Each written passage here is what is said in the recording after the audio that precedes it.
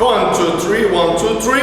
Estamos aí na intervenção de terceiros. Então hoje nós vamos falar sobre intervenção de terceiros. Então, nós vimos na aula passada litisconsorte e hoje nós temos que estudar intervenção de terceiro. Para estudar intervenção de terceiro tem que ter fibra, né? Então vamos lá. Gostaram, né? Gostaram, né? Conceito. Dá-se a intervenção de terceiro quando alguém ingressa como parte ou coadjuvante da parte, por exemplo, assistente, em processo pendente, né? Então nós já vimos na aula passada, quando nós demos o exemplo daquela situação em que o cidadão vinha andando numa rua e para ele se desviar do ônibus que havia avançado o sinal, ele bate nos carros que estavam estacionados. E um desses carros que estava estacionado aciona ele através de uma ação de reparação de dano. E então ele chama a empresa de ônibus a participar da lide. Nós dissemos que as duas partes são as partes originárias do processo. E quando ele chama a empresa de ônibus a participar da lide, nós temos aí uma intervenção de terceiro. Então, na verdade, o terceiro que deve ser juridicamente interessado significa que ele é estranho à relação processual e, portanto, quando ele é chamado na condição de terceiro e ser estabelecida uma relação processual entre autor e réu e ele é chamado como terceiro, eu tenho aí a intervenção de terceiro. Bom, eu tenho várias modalidades de intervenção de terceiro. Eu tenho, por exemplo, a oposição, e já faço uma anotação que o novo Código de Processo Civil trouxe uma modificação substancial em relação à oposição. O que é a oposição? A exclusão do autor e réu da relação jurídica de direito material. Então está aqui A e B brigando por um terreno, pela posse de um terreno que pertence a D. O D vai entrar com a oposição e vai dizer: epa, os senhores estão brigando aqui, pleiteando a posse desse terreno, mas eu sou o verdadeiro proprietário desse terreno. Então, a oposição, nós tivemos uma modificação que nós vamos falar já, que o novo Código Civil trouxe. Nomeação autoria. A nomeação autoria é a indicação do sujeito passivo, né? Você está sendo executado, está sendo cobrado, uma ação de cobrança da prefeitura, porque você está inadimplente do IPTU. Acontece, porém, que você é apenas um inquilino daquele imóvel. Aquele imóvel, na verdade, pertence a uma outra pessoa. Então eu tenho que nomear a autoria, o verdadeiro proprietário. Temos a denunciação da lide, a ação regressiva com vistas a garantir o prejuízo da parte perdedora. Então você vai denunciar, né, fazer a denunciação da lide daquelas pessoas que têm a obrigação de garantir o pagamento do prejuízo.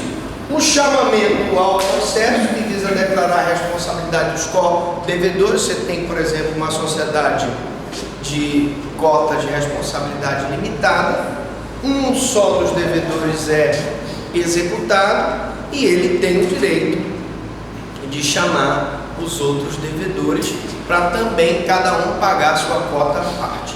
Estou só introduzindo os conceitos, as formas de intervenção de terceiro. Vocês não se preocupem, porque nós vamos explicar cada uma das intervenções nos seus mínimos detalhes.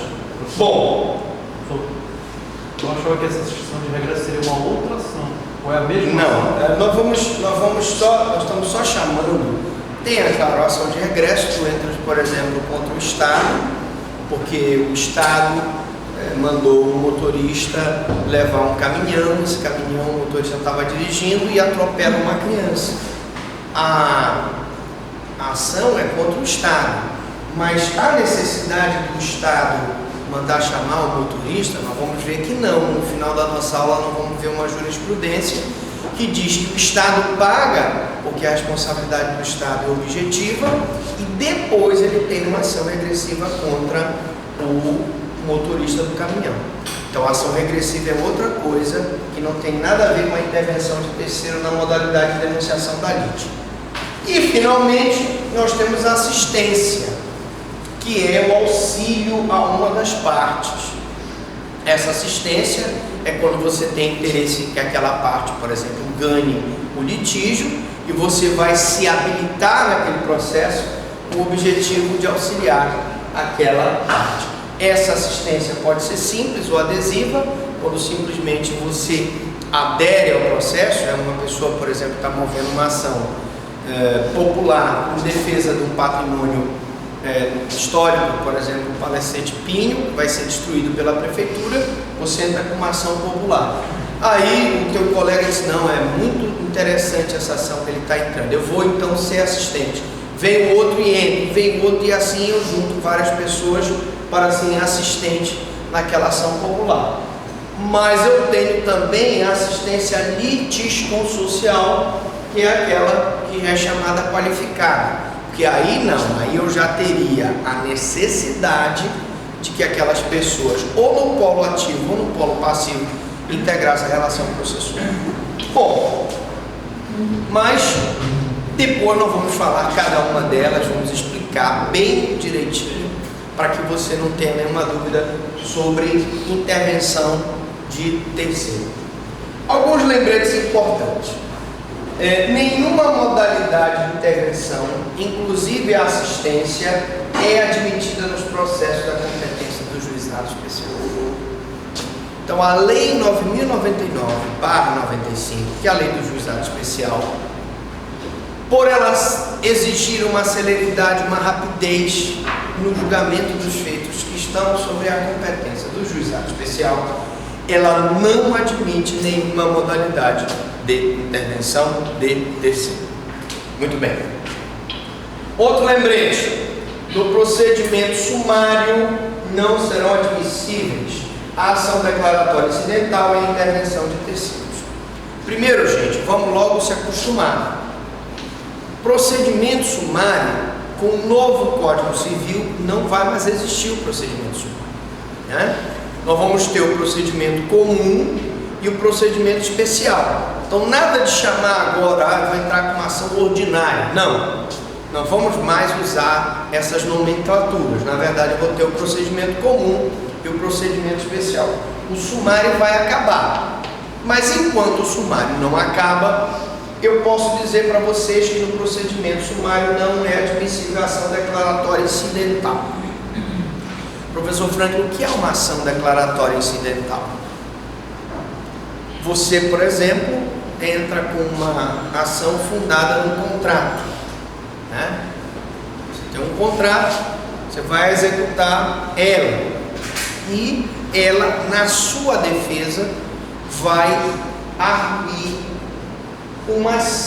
entrar com uma ação declaratória incidental para arguir a falsidade daquele contrato. Você entrou com uma cobrança contra ela do contrato porque o valor do contrato se ajustava no rito sumário. Se ajustava no rito sumário, eu não posso utilizar a ação declaratória incidental, porque o sumário e o sumaríssimo são dois ritos que exigem uma celeridade maior do processo. E, portanto, se você entra com uma ação declaratória incidental, pedindo para que seja declarada a nulidade daquele contrato, porque o contrato é falso, isso vai procrastinar o julgamento do feito. Daí não cabe no procedimento sumário a ação declaratória incidental, não cabe a intervenção de terceiro, porque as modalidades de intervenção de terceiro, seja nomeação, autoria, chamamento à lide, assistência, elas vão demandar um prazo maior para a resolução do feito que não é admissível no procedimento esses procedimentos mais céleres, como é o caso do sumário e do sumaríssimo, tá? Salvo a assistência, e aí eu vou admitir a assistência no procedimento sumário, porque a assistência, ela tem como objetivo ajudar aquela parte ao desenvolvimento regular daquele processo. A assistência, o recurso de terceiro prejudicado e a intervenção fundada em contrato de seguro, essas vão ser admitidas no processo sumário. Mas o mais importante é que vocês saibam que a partir de março de 2016, nós não teremos mais um procedimento sumário. Nós teremos o rito comum e o rito especial. Muito bem. O pedido da União para intervir no feito, mesmo sendo o processo da competência da Justiça Estadual, deve ser apreciado pela Justiça Federal. Então nós já aprendemos em outras aulas desse curso que está disponível para vocês, que se houver qualquer bem ou interesse da União, a competência da Justiça Federal. Então preste atenção, mas professor Franklin, me diga uma coisa: se nós tivermos um processo na Justiça Estadual e a União entrar pedindo para intervir no feito, ou porque tem algum bem ou interesse dela, o que acontece? O juiz federal vai avocar o processo da Justiça Estadual e ele, juiz federal, vai apreciar o feito. Porque quando há bens e interesse da União, deve tramitar pela Justiça Federal. Então eu tenho, por exemplo, verbas do Fundeb, é um exemplo.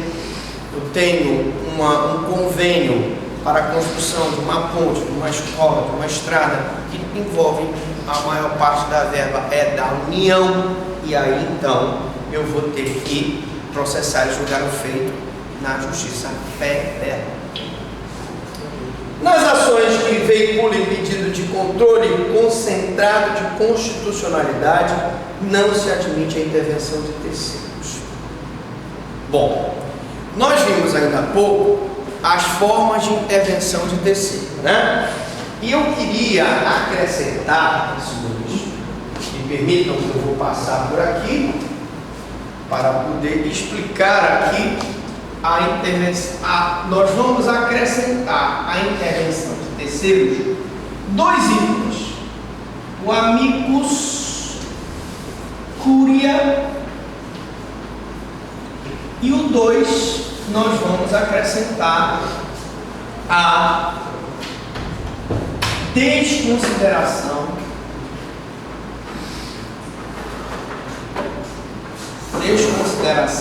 da personalidade da pessoa jurídica.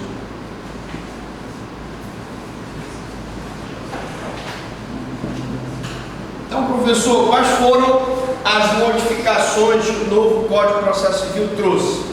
Primeiro, ele acrescentou um capítulo que fala do amicus curia, acrescentou um capítulo que fala da desconsideração da personalidade jurídica. Além disso, a oposição que nós estamos vendo aí, que é hoje uma intervenção de terceiro, ela sai da intervenção de terceiro,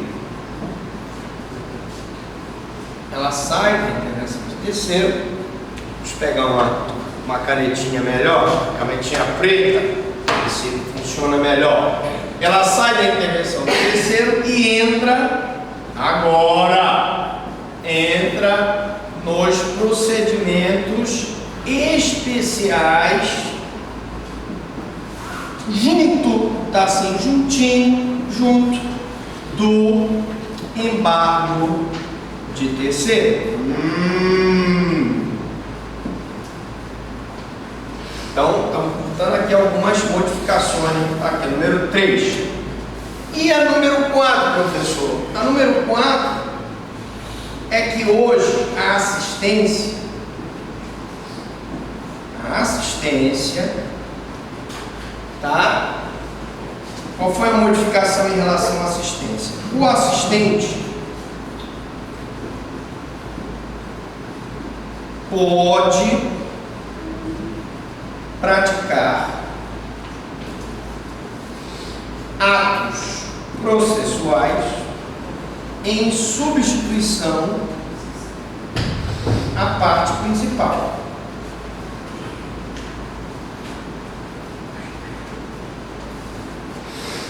Eu disse que o assistente é aquele que vai, assistir aquela determinada parte e, consequentemente, ele vai ter aquela preocupação de produzir as provas, praticar as diligências. No novo Código Civil, quando a parte principal é negligente, não pratica o ato processual, não pratica a perícia, não arrola testemunho, o assistente vai lá e assume o lugar da parte principal para praticar o ato processual. E nesse momento que ele assume, ele se torna a parte principal, e a parte principal se torna o assistente. Mas como, professor? E se o assistente, que agora é parte principal, também agir com negligência e não praticar o ato processual? A parte principal, que agora é assistente, retoma novamente o processo praticando o ato, e novamente se coloca na posição de parte principal. Essa foi a principal alteração em relação à amicus curia, a desconsideração da personalidade jurídica, a oposição e assistência. Mas o que é amicus curia? É o amigo do rei, É o amigo do rei.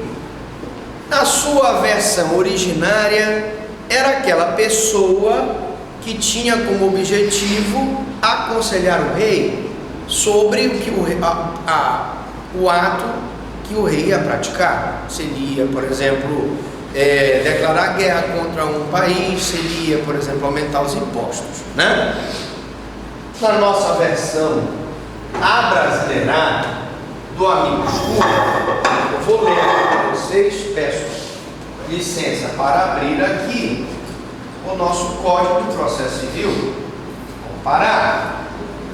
Então, como eu disse, a figura do amicus curia, ele não existia, não existia no Código de 73, mas ele vai participar. Pode, por gentileza, pegar para mim 2 aguinhas aqui. Pronto.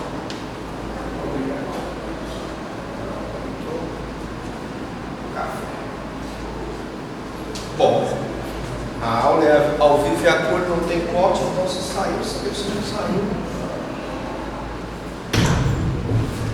Bom, vamos colocar aqui amicus, ele vai achar, tá? Então eu vou, vocês conseguem ver aqui? Vamos ler. Está pequeno?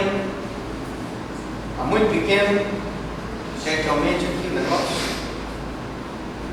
Melhorou agora? Vamos ler. 320 do novo Código de Processo Civil. O juiz ou o relator, considerando a relevância da matéria, a especificidade do tema objeto da demanda ou a repercussão social, então quais são os requisitos para a intervenção do amicus curia? Relevância da matéria, especificidade do tema, Aqui, relevância da matéria, especificidade do tema, objeto da demanda e a repercussão social da lide.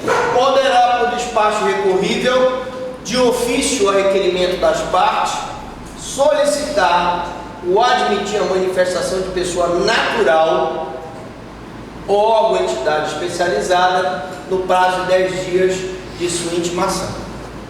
Então aqui eu posso chamar uma pessoa natural para intervir, eu posso chamar um órgão. Geralmente esse órgão é o Ministério Público.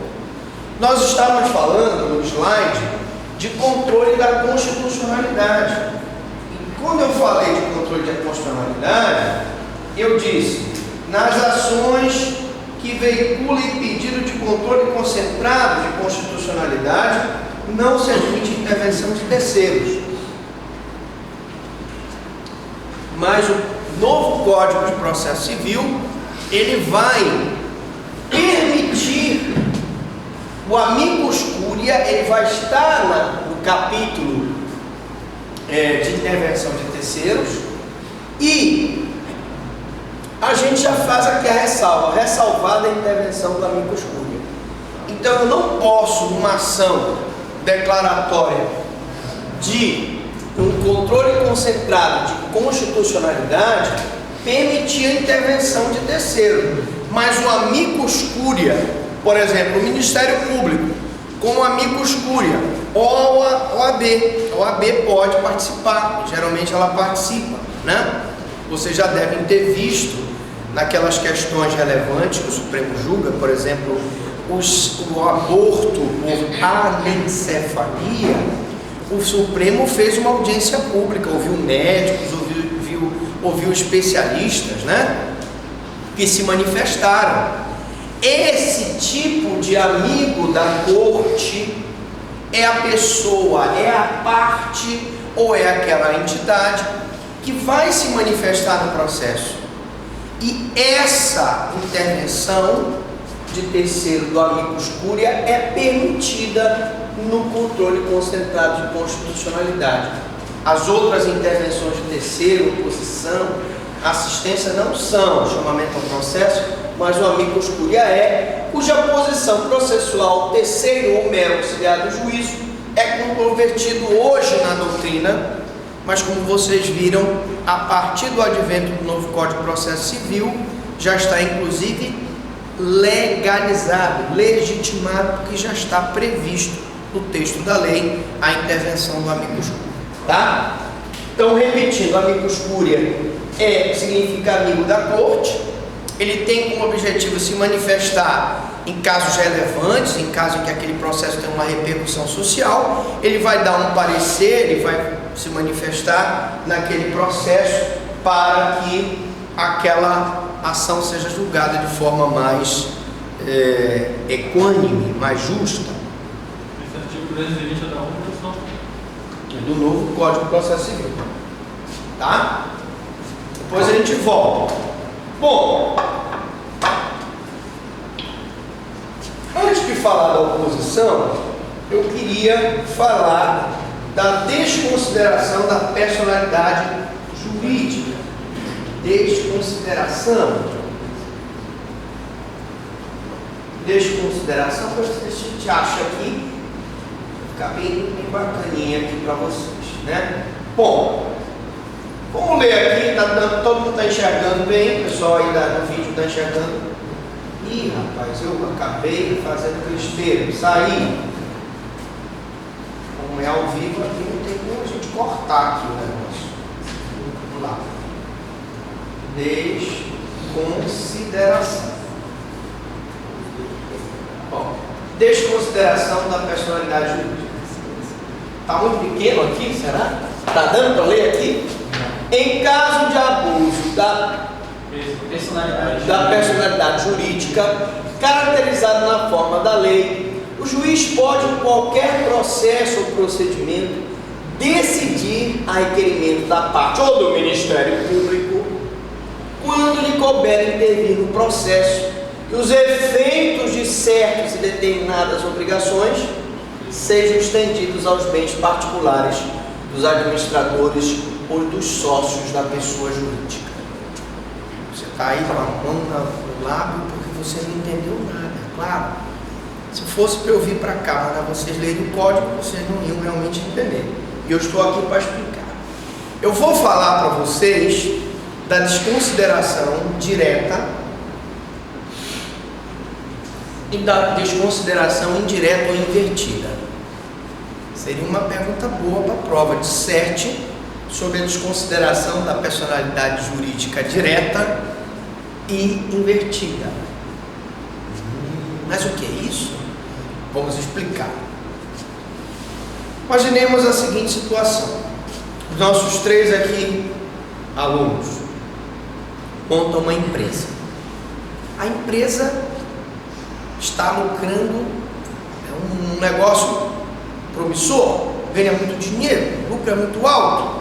Todavia, as obrigações são contraídas pela empresa, mas os lucros, o patrimônio, ele não é integralizado no patrimônio da empresa, ele é colocado no teu nome, no nome dele, no nome dela.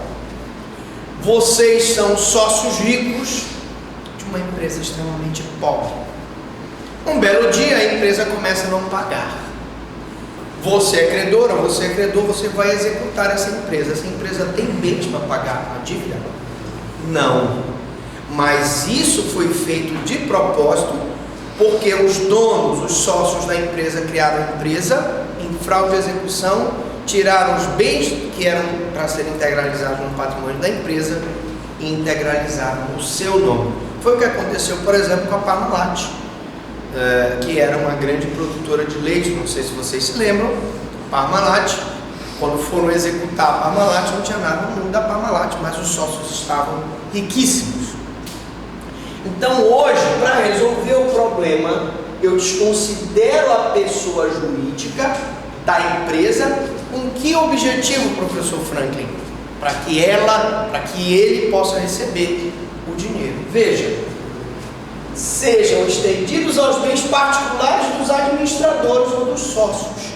Então, eles executaram a empresa, não tinha nada no nome da empresa. Eu peço a desconsideração da personalidade jurídica para que eles possam cobrar diretamente de vocês. Os bens de vocês respondem pelas dívidas da pessoa jurídica. Isso é que é responsabilidade, desconsideração da pessoa jurídica direta. O que é indireta ou invertida, que o código chama de invertida? Já é diferente. Vocês são, coitados, sócios pobrezinhos, não tem nada. Nada está no nome de vocês. As obrigações são contraídas no nome de vocês, tá? Mas a empresa de vocês é riquíssima. A empresa de vocês está tudo no nome dela. Na hora que os 2 credores aí vão executar, vocês que contraíram diretamente a dívida, vocês não têm nada, está tudo no nome da empresa. Aí eu vou usar a desconsideração da personalidade jurídica invertida. Eu vou desconsiderar vocês sócios e vou considerar os bens da pessoa jurídica para pagar o débito. É o que está logo a seguir. Vamos dar uma olhadinha aqui.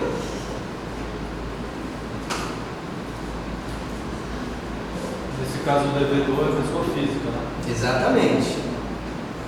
Então, olha aqui. A desconsideração da personalidade jurídica obedecerá ao procedimento previsto nessa seção. O procedimento dessa seção é aplicável também aos casos em que a desconsideração é requerida em virtude do abuso do direito por parte do sócio. Requerida a desconsideração da personalidade jurídica, o sócio ou terceiro e a pessoa jurídica serão intimados para, no prazo comum de 15 dias, é o mesmo prazo, tá? 15 dias, se manifestar e requerer as provas cabíveis. Concluída a instauração, se necessário, o incidente será resolvido por decisão interlocutória impugnável por agravo do instrumento. Nós já sabemos que das decisões interlocutórias eu vou ajuizar um agravo do instrumento. Então, se ele desconsiderar vocês, o patrimônio de vocês, e considerar o patrimônio da empresa para pagar a dívida, vocês poderão entrar com agravo do instrumento, tá? Então, falamos do amicus curiae, falamos da desconsideração da personalidade jurídica, falamos da oposição e estamos nela aqui. Oposição. Então, vocês podem colocar, anotar aí. Pode botar assim. Houve.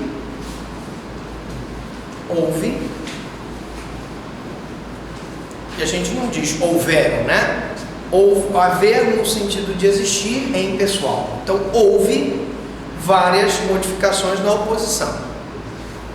A mais importante é a que determina, ela sai, a oposição, ela sai do capítulo de intervenção de terceiro. A oposição, ela sai do capítulo da intervenção de terceiro, ela passa a figurar num procedimento especial junto com o embargo de terceiro. A oposição sai do capítulo de intervenção de terceiro e passa a figurar num procedimento especial